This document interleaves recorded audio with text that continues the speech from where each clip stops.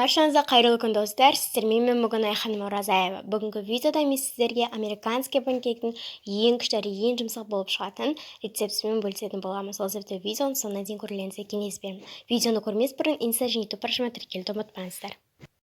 Алдымен ыдысымызға бір дана жұмыртқамызды жарып, оның үстіне қантымызды сеуіп, венчикті немесе шанышқының көмегімен араластырамыз.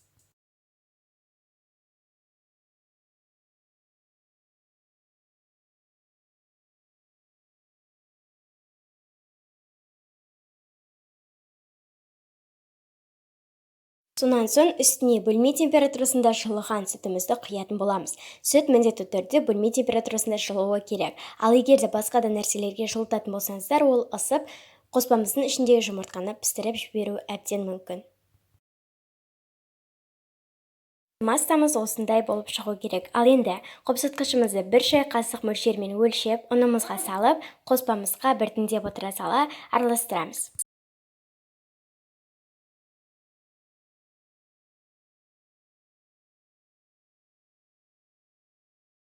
Және де бір айта кетелік, сіздердің қоспаларыңыз түйіршік болып жатса, взбивать етіп алсаңыздар болады.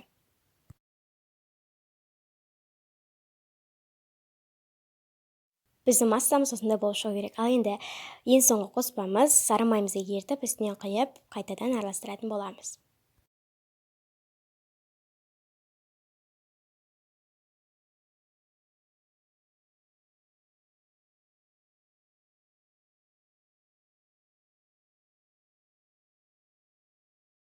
Табамыз асын жаққанда қатты төменге қоймаймыз, шамалы орташаға жақындатып қоямыз.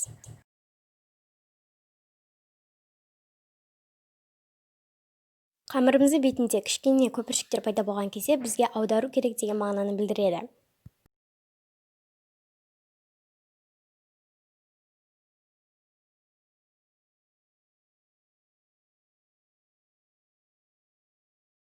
Вуаля, біз американский панкейктеріміз дайын болды. Бұл панкейк ең дәмді, ең жұмсақ, әрі тез дайын болатын панкейктердің бірі болып шықты. Сол себепті сіздерге жасауыңызға кеңес беремін. Сіздермен мен бүгін болған Айханым Оразаева, каналға тіркелуді ұмытпаңыздар. Ас болсын!